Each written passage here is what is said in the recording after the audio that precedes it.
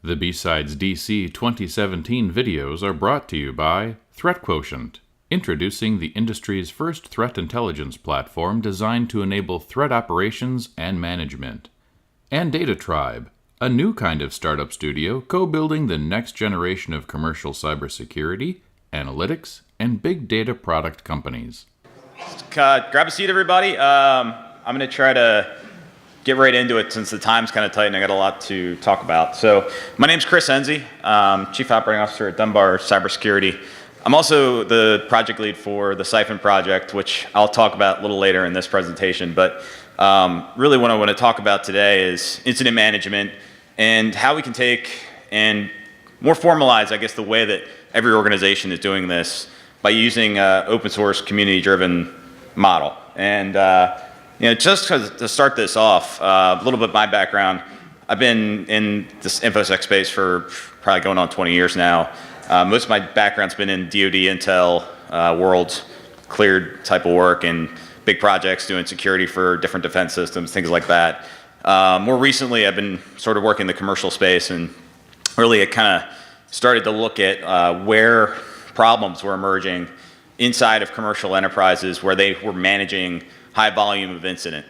And that could be anything from like events, alerts, whatever it may be, but nobody seems to do it the same way. They certainly don't do it consistently. And there seems to be where a lot of the problems sort of bubble up that catch people off guard.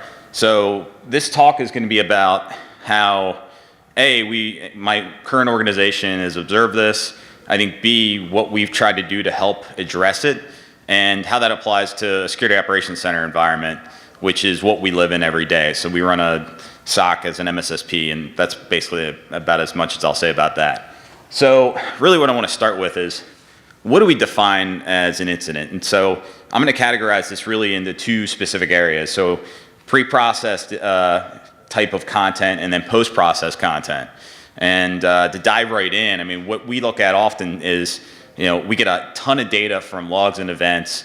We have audit trails that are out there. All that I'm kind of defining as pre-processed, like incident content. And then the post-process stuff is really what comes to all of our desks. And that's where you get a trailhead or you get some sort of notification that is fundamentally actionable. And really, this is high volume even in of itself. So that pre-process stuff is like millions and millions of events. The post-process stuff is probably thousands and thousands of events.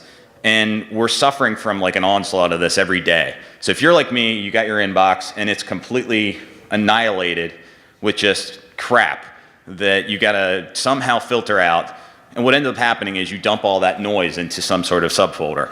And the downside of this is you just never see stuff. So it's gonna get filtered by some sort of generic criteria and dumped into some sort of subfolder. You have this unread message count that keeps going up and up and up, and eventually you just call bankruptcy and you just wipe the whole damn thing out. And that's what everybody does. Every organization suffers from this. And so take that into account in a team environment, and you have peers, you have your IT department or your InfoSec department or your IR team, whatever it may be, and you try to do any kind of accountability with that. You never know who's going to address what. You're always saying, hey, Steve's the guy that does antivirus stuff, so he must have taken care of it. And so email's crappy in a sense because it fails us all the time. It's very binary. It's read or unread. So addressing these problems, everybody says go buy a SIM, go buy Splunk. Well, that doesn't really work either, because unless you go out and spend a chunk on enterprise security, or you've got some sort of way to manage who did what and what audit trail or set of accountability measures you want to put in, you're going to have to build a custom app on top of that and sort of roll your own solution. Ticketing systems obviously are a complete failure, because the second you get anything high volume, you got to just basically wipe everything out anyway. It's completely unactionable. So with the volume of issues that all of us see every day, how are we able to really deal with this in a consistent manner that kind of enforces some set of policy and control? So in our organization, we, as an MSSP, we're trying to face this from not just one organization, but every organization we work for. So we do SOC services for them. They send us all their data, all their alerts from all their devices. And we had to deal with this in a multi-tenancy scenario. We got to deal with it at scale. So we started looking at all the commercial options that were out there. back 5 years ago when we first stood up our SOC. And we ran into a lot of problems with the options in the marketplace, or even really in sort of the open source community. So SIM tools, just in general, everybody's gone out and priced Splunk probably at this point. You know the story there. It's high volume pricing. You have to get these kind of additional premium add-ons to really get a lot of the great benefits that can address some of the workflow that you're going to have to do day in, day out. And then finally, now you've got this big behemoth infrastructure that you got to maintain as well. Can get a little cumbersome. And I've seen a lot of SIMs get deployed in a lot of organizations, and more often than not, they're just a repository for events and logs, and nobody ever looks at them. Orchestration tools are the next big thing. There's some really good products coming out. I think the market's still a little untested in terms of the solutions. Interoperability is the big issue. I kind of lived in a world where business process management or BPM tools were a big thing for sort of more web services oriented orchestration about 10 years ago.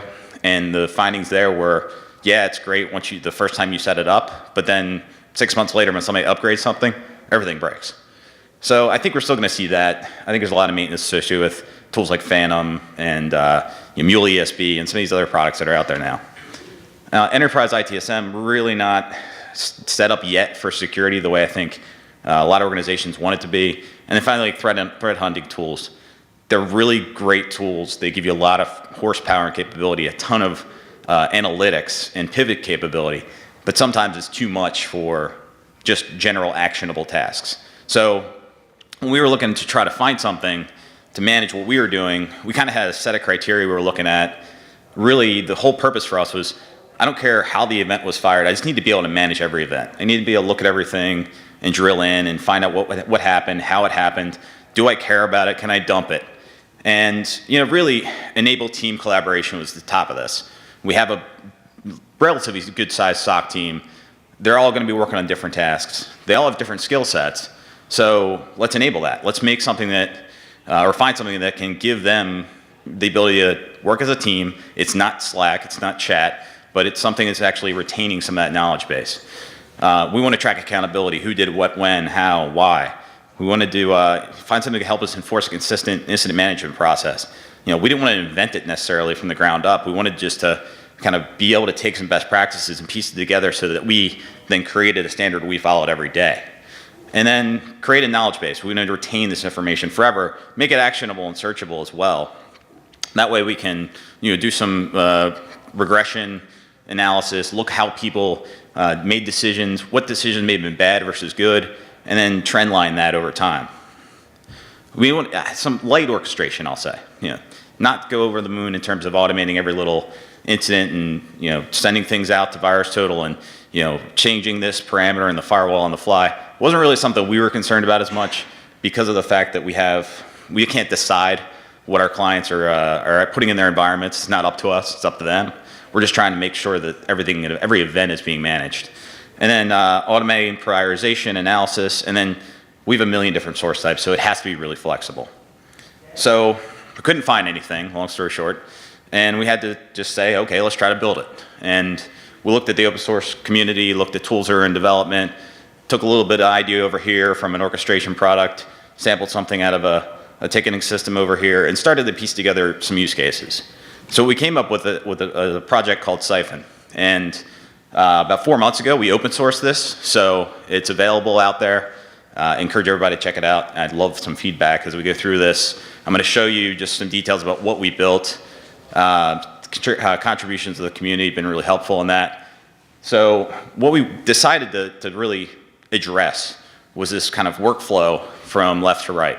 So we have information coming from a million different places. It's all different formats.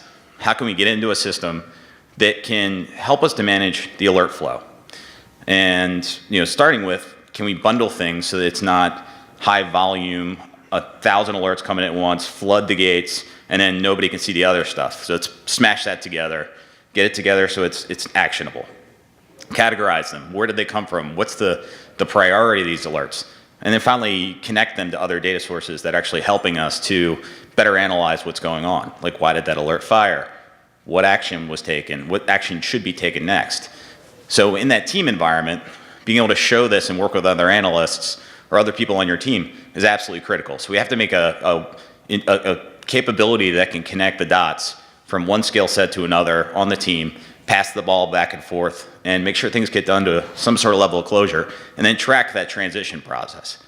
And then finally, we wanted to build something that was flexible enough to respond in a lot of different ways. So the default use case, I'll show you later, is really like create a next level ticket, right? So we talked about ticketing systems. They're only really good once you decide something needs to be done. And so kind of being able to pass analysis into a ticketing system was the first orchestration use case we wanted to address.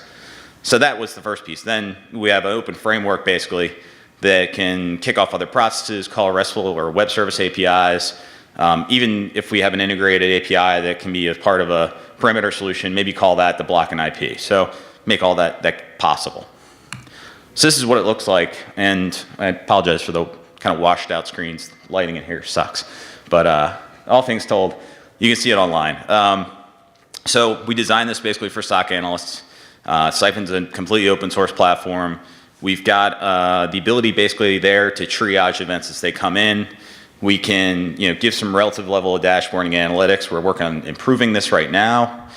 And we're also monitoring event flow. So the big thing for us was, great that we're getting actionable alerts, but what happens when that device stops sending us stuff?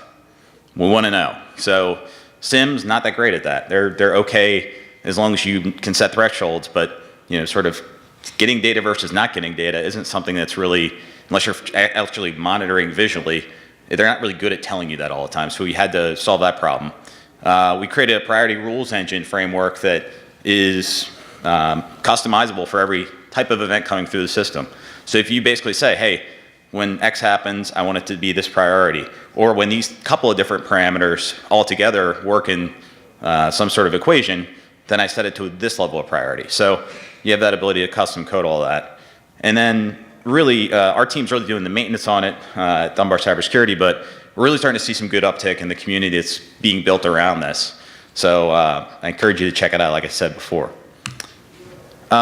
What it looks like is basically there's a waterfall, as I call it, in the display. And that gives you the ability to basically drill into every event as it comes through the system.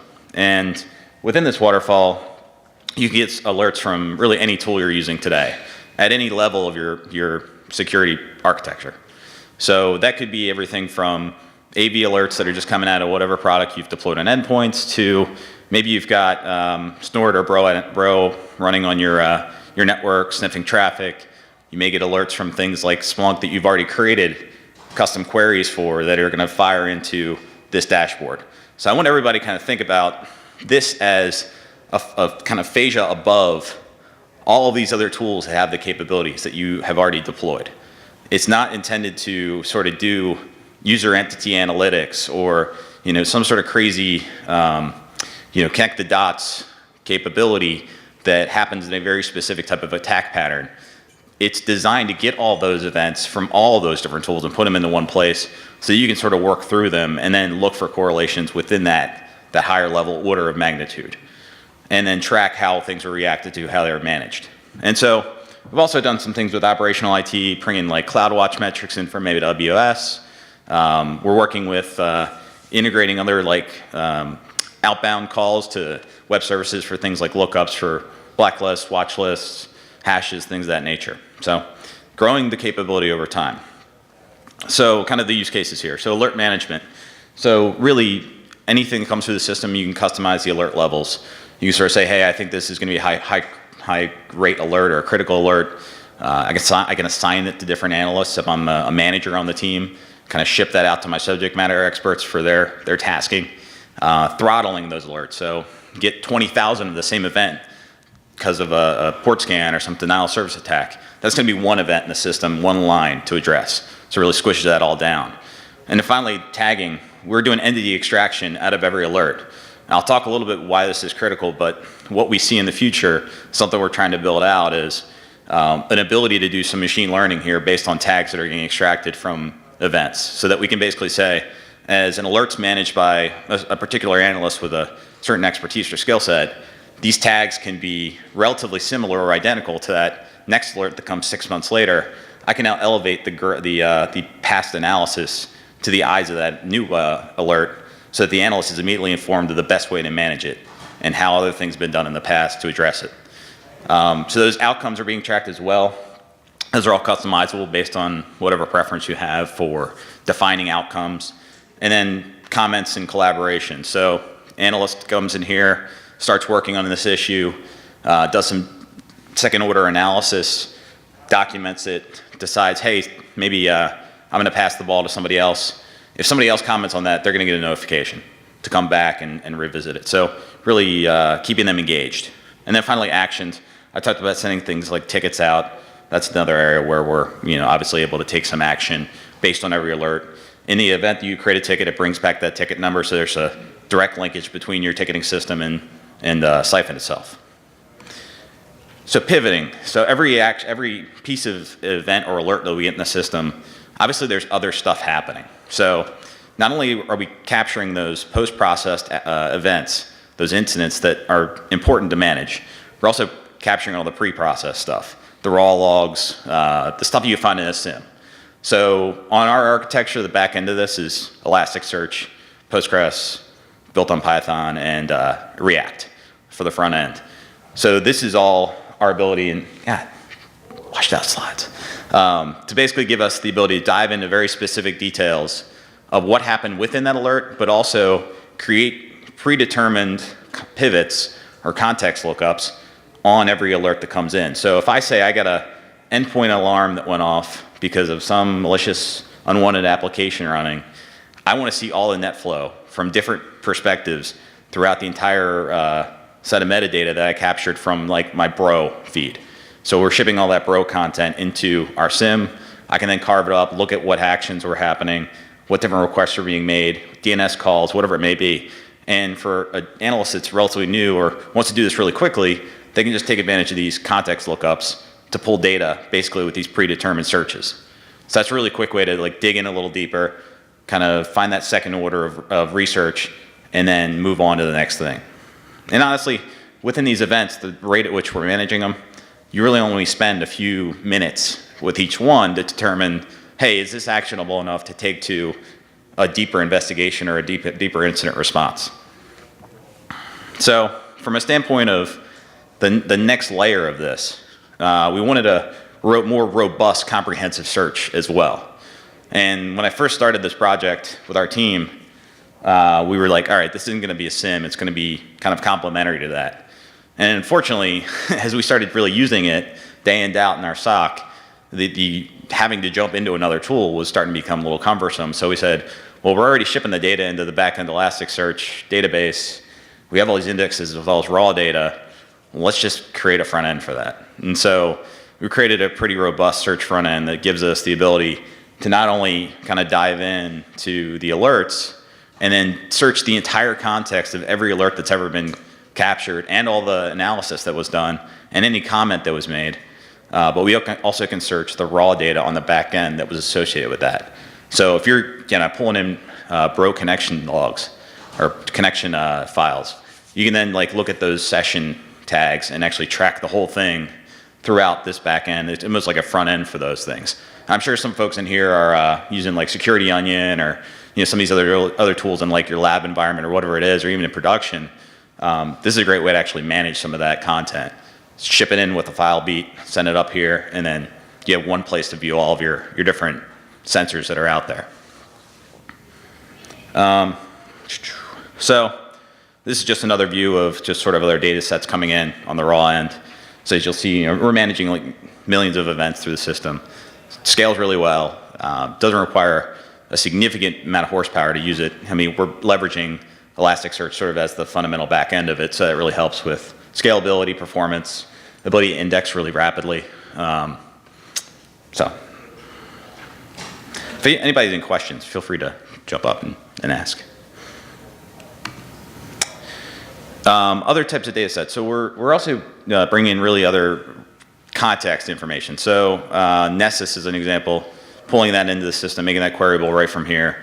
So you can kind of really pivot off of different data sets and use other complementary information that you have in your set of tools to make that analysis a little bit easier. Go ahead. Yeah, I was actually going to ask, so with throttling, is that sort of your way of doing like handling regressions, for instance? Like if you have like some alerts coming in.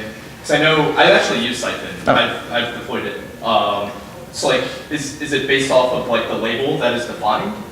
Or, yeah, I'm just curious. So we're looking mostly at identical content. So you can define I don't get into the weeds on like the SafeNet like language, but the watchdogs that you define that actually are pulling in those alerts, they're gonna use the similar level of content to define the throttling. And so you can set up those muzzles, which is what the throttling components are called, to essentially look for those things and give a window of time that you want to throttle. So if something only happens once an hour, you may not throttle it. But if it's 20,000 times within an hour, yeah, you'll throttle that down to a single event. Okay. All right, thanks. I mentioned before we were doing some light orchestration with this. So right now we do integrated Jira for our purposes, and looking for other opportunities to expand the capability there. We're looking at kind of shipping things out to VirusTotal, Joe Sandbox, calling out blacklist checks. Another thing I'm really interested in doing is some of these workflow engines that are out there, like Phantom and others. I think there's some interesting opportunities to connect what we're doing in Siphon directly to those tools. So we have this content in these messages and alerts that are coming out, and we have the ability to parse that out and then call any web services framework from there. So we seriously just take some of that content and ship it into one of these orchestration engines and let them take off. We're not looking to build necessarily that piece of it, but there's some cool ones out there. Walkoff is an example that could be potential good integration points that we're looking at as well. Within Siphon, there's a whole administrative backend that makes this a lot easier from a standpoint of configuring your alerts, parsing data coming in, setting up alarms, setting up monitors. Now, one of the things we'll talk about here in a little bit is, sort of how do you connect this to some of these other data sources. You can also configure all your context lookups and some of those pivots that you want to have defined in the system. And all of that's very easy to configure within this back end. So where does this sit? So really from a fundamental standpoint of like incident management workflows, we are trying to get data into this tool from a lot of different pieces of the story. So when you think about security operations for sort of bottom up, we're enabling you to sort of dump a lot of this content into Siphon from really anything from just the collection oriented side of this all the way up to that mitigation point. So if the vision for us is continue to feed data in, track sort of the interplay between all these different buckets and document that. And if we can help with sort of one step to the next in the automations that we're building, I think we can make a lot of this independent tool management a lot more easier and effective. So it's really taking this as an example. We see stuff that's coming in from raw logs. We've got events that are firing from all these different detection devices. We're running rolling queries through our SIM, and those are firing events and alerts.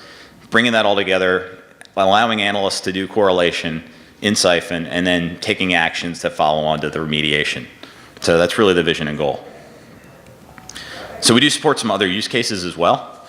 So within Siphon, we've actually integrated threat intel management. So we're feeding a ton of data into it. We've got some like long-term plans there to really make it easier to try to manage a lot of different threat intel feeds of different formats and quality. We've actually originally built Siphon to do social media management. So our parent company is Dunbar Armored. They have like 90 some odd locations across the country. And as an armored truck company, the last thing you want to see on Twitter or Instagram is somebody taking a selfie with $100,000 of cash next to them. So we started really tracking the social media, and we built Siphon. The original framework for it was based on actually crawling all these social media APIs and both geotagging or geofencing our locations, but also looking for different topics and keywords. So we did that, sucked all that data in, and then realized it was scaling really well. And then we did it for tracking drug dealers all across Miami-Dade County in Florida. And that was really interesting. And we got like hundreds of gigs of data in for that. And we said, wow, this is really scaling well. So then we pivoted and went to a more security-oriented use case that's more specific to what we were doing at Security Operations Center. So we're also using this in terms of monitoring DevOps, different triggers and events that are going off within our clusters, and then physical security.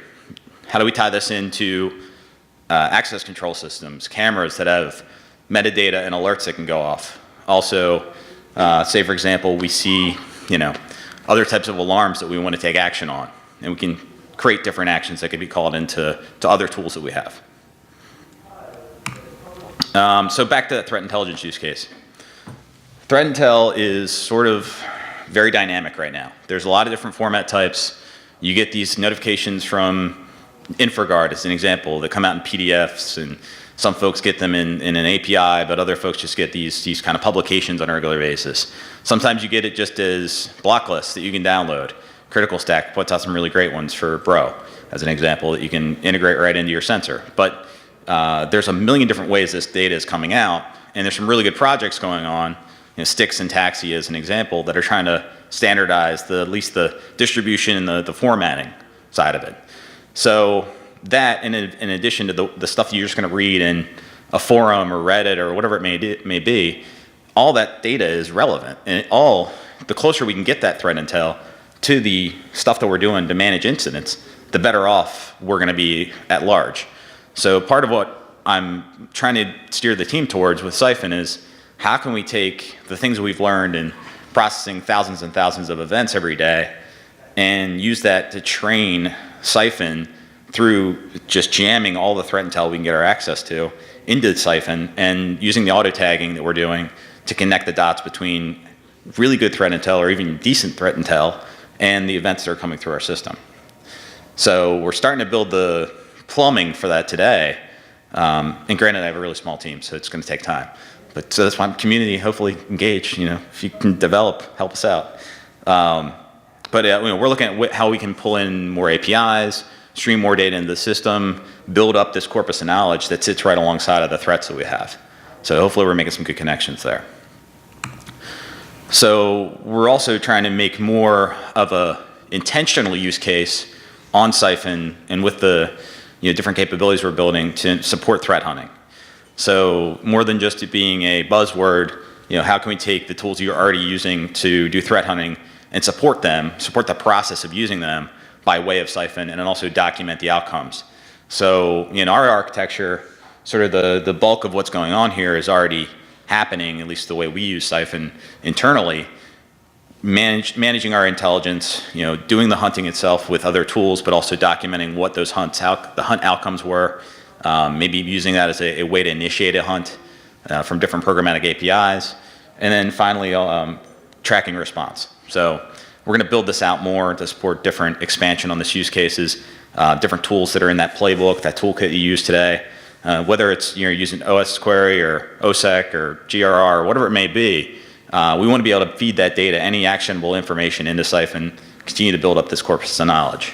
That helps your team understand where problems emerged, what the efficacy of it was in terms of the tools you're using today. If we're seeing some analytics out of Siphon which are saying, hey, we're seeing mostly false positives for this one tool, that's information that's beneficial to you. So we're also going to work on, I think in general, trying to improve the analytics that we're reporting on within the data set we're building. Easy deployment options that we may have available. Docker, obviously everything's a Docker Compose file. You can download the scripts and everything and run it. Or VMware, we do have a VM that's out there if you just want to do a quick and dirty build. That's relatively straightforward and easy. You can download it on our website, siphon.io, and the Docker builds are on GitHub, so I'd recommend going there.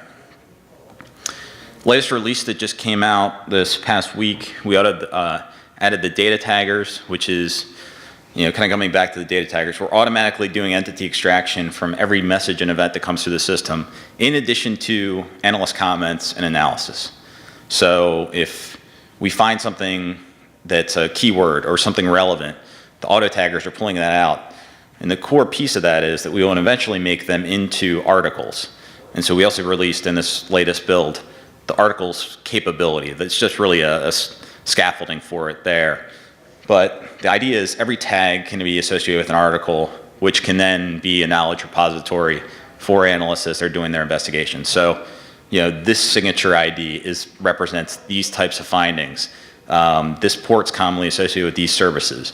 Those are the type of tag articles that we're starting with, and we're going to expand that. And our goal is, hopefully, over time, as we start pushing more threat intel into Siphon, that's automatically generating some of that article content on the fly, so you're linking those pieces together really efficiently. Also the system-wide search and the front end for articles, link support, additional actions, REST and taxi. That's probably going to be in the 1.6 release, some part of that. So we got a lot of work to do, but it is coming together. So as far as learning more, we've got a GitHub repository, seeing a lot of folks getting involved there. Gitter chat if you've got support questions. Our team has been engaged there, and also there's some really great people in the community that are helping to support each other there, which is really cool to see. We've actually spent 3 months, took a whole summer to do documentation. So the documentation, unlike a lot of projects, is actually okay. It's pretty comprehensive. The team did a great job. And obviously we have our landing page on siphon.io. So I encourage you to check it out. As far as just some shout outs, 3 developers in this being recorded, so hopefully they see this. Leela Hajcik, who's our lead engineer on the project, has been working on this for like the last 2.5 years. And Chase Brewer, who does our UI, and then David Gidwani, who's our DevOps guy. So it's a really small team that's kind of managing it today. I do a lot of the just kind of idea stuff, and they have to deal with that. But generally speaking, as the community's been growing, we've been getting good contributions, some pull requests, so I'm hoping to see that continue.